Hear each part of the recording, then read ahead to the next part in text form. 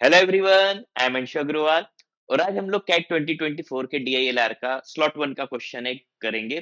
बहुत आसान तरीके से एक्सप्लेन करूंगा, प्लस आपके लिए एक बहुत अच्छी चीज है कि चाहे क्वांट के सॉल्यूशन हो, चाहे डीआईएलआर के हो, कैट जेट सभी एग्जाम के, आप जानते हो कि टफ से टफ क्वेश्चन के सॉल्यूशन आपको कहाँ मिलते हैं।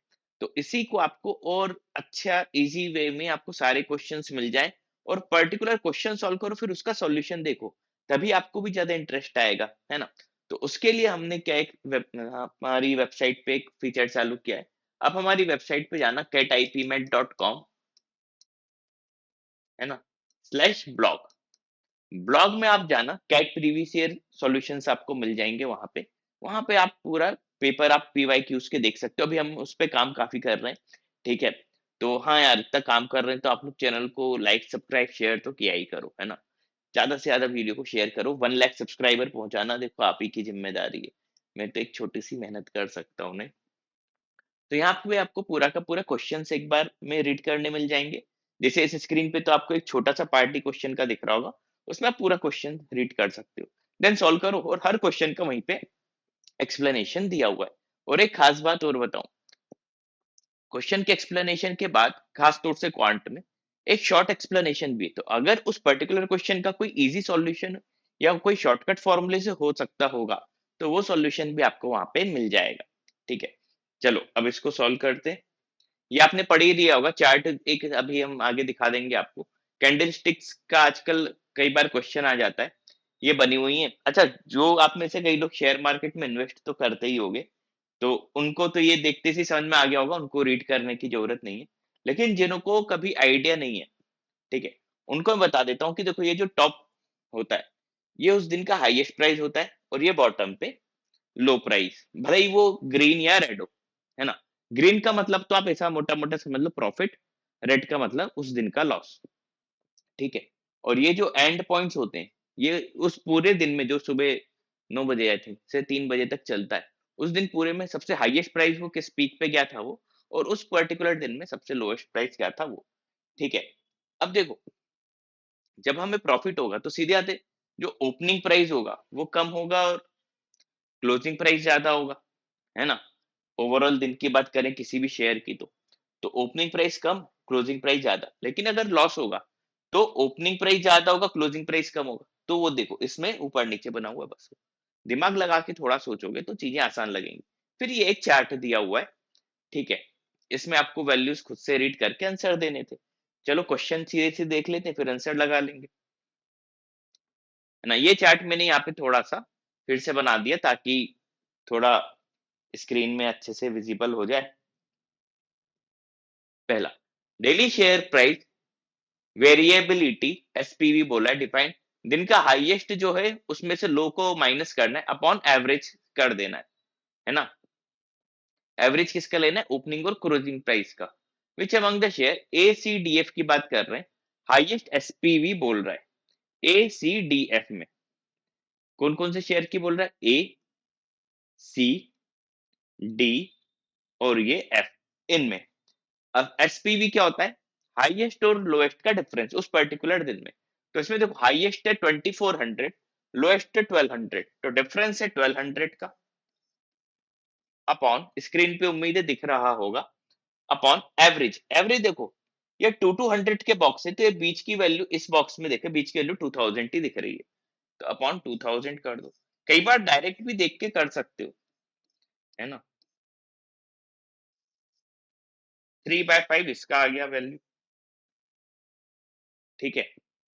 चलो, ए सी, अब सी की बात करें, ठीक है। हाईएस्ट और लोएस्ट ये 1400 है और ये 800, 600 का डिफरेंस, 600 लिख लेता हूं, अपॉन ये एवरेज। तो इन दोनों का एवरेज तो 1000 ही दिख रहा है, ये भी 3/5 हो गया। 3/5 मतलब परसेंटेज में बात करें तो 60%, है ना। अब डी, डी में ये है हाईएस्ट 1200, और ये बीचों बीच है 2 और 400 के बीच में 300। तो 1200 माइनस 300 ये क्या हो गया, 900, अपॉन एवरेज।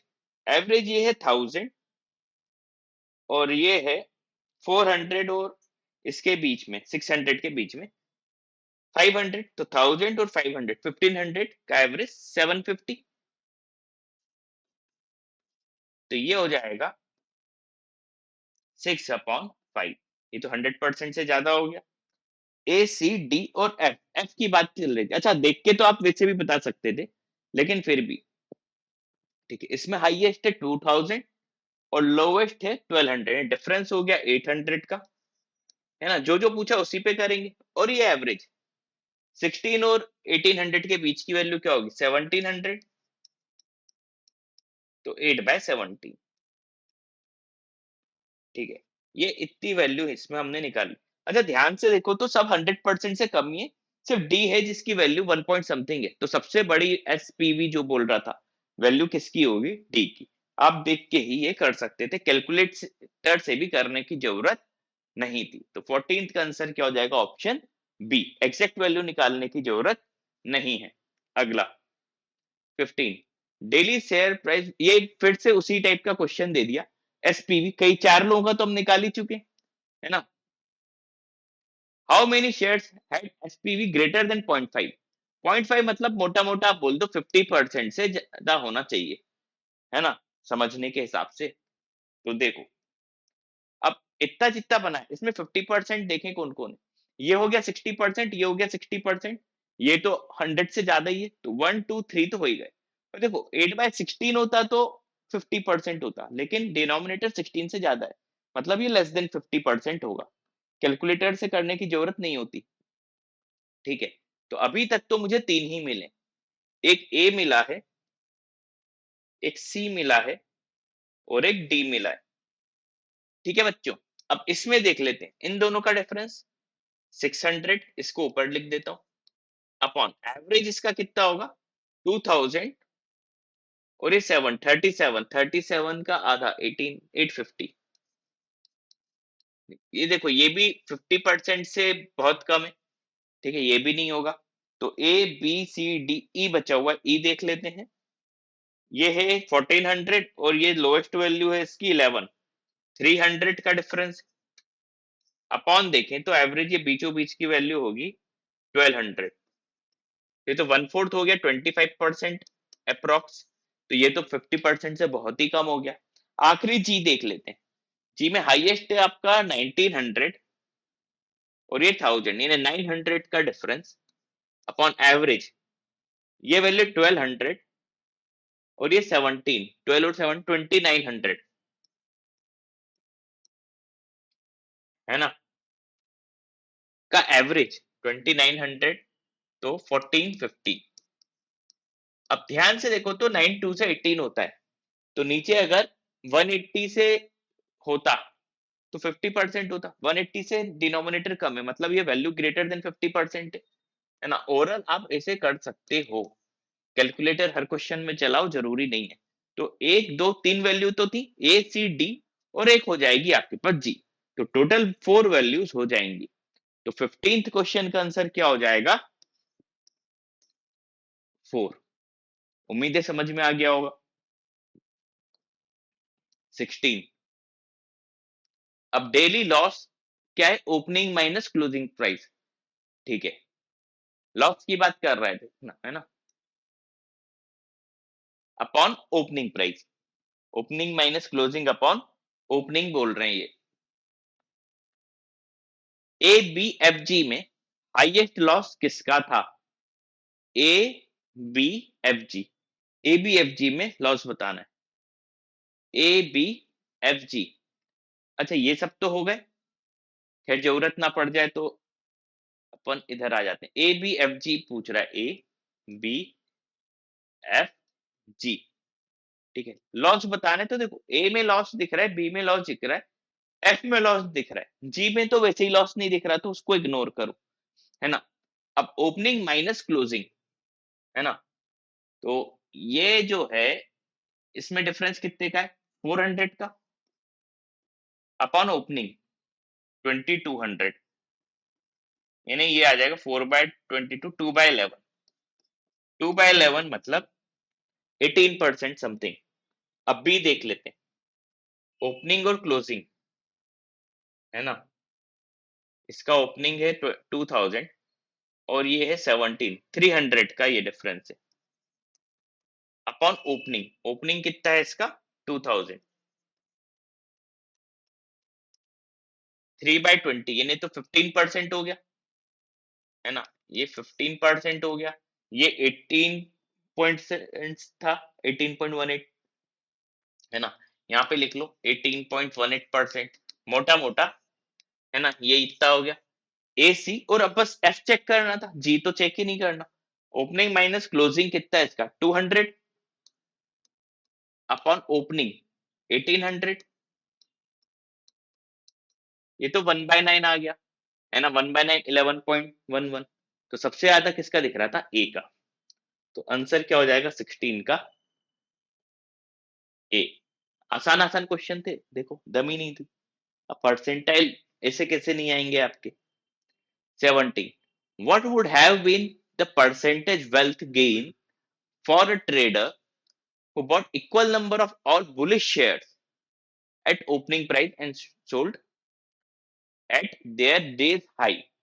ठीक है, अब देखो उसने बुलिश शेयर ही खरीदे, है ना। परसेंटेज गेन कितना हुआ उसको, ये आपको बताना है। ठीक है, तो देखो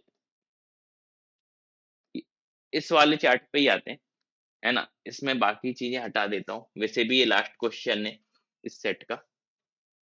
अब देखो इसने बुलिश शेयर ही खरीदे, मतलब ग्रीन वाले खरीदे होंगे, तो आपको सिर्फ तीन ही कैंडल्स पे ध्यान देना था। ठीक है, अब ओपनिंग प्राइस पे ही खरीदा, यानी इसको तो 800 पे खरीदा, है ना। देखो इसको एक अपन इधर प्राइस लिख लेते हैं, एक खरीदा 800 में और बेचा कितने दिन के हाई पे 1400 में बेचा, मतलब 600 का प्रॉफिट हुआ, है ना। 14 माइनस ये, आप या तो डायरेक्ट यहां से यहां तक के वो काउंट कर सकते हो। दूसरा इसने यहाँ पे खरीदा, ये प्राइस है आपका 500, और इसको प्रॉफिट कितने का हुआ, देखो 200, 200, 200, 600 और 100, 700 का प्रॉफिट हुआ, है ना। ऐसे भी आप कर सकते हो, बाकी ऐसे भी देख सकते हो कि ये 1200 माइनस 500, 700, दोनों तरीके हैं आपके पास। तीसरा ये यहाँ पे खरीदा, खरीदने का प्राइस क्या है 1200,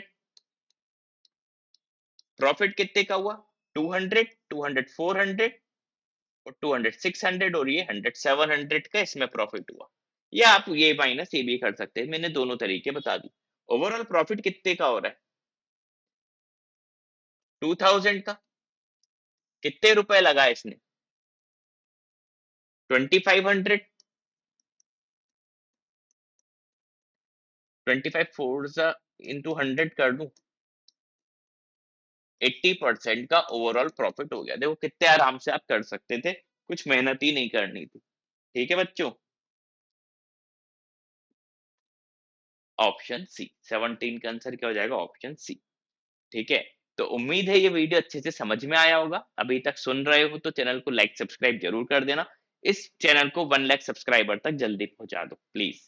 ठीक है, thanks for watching this video.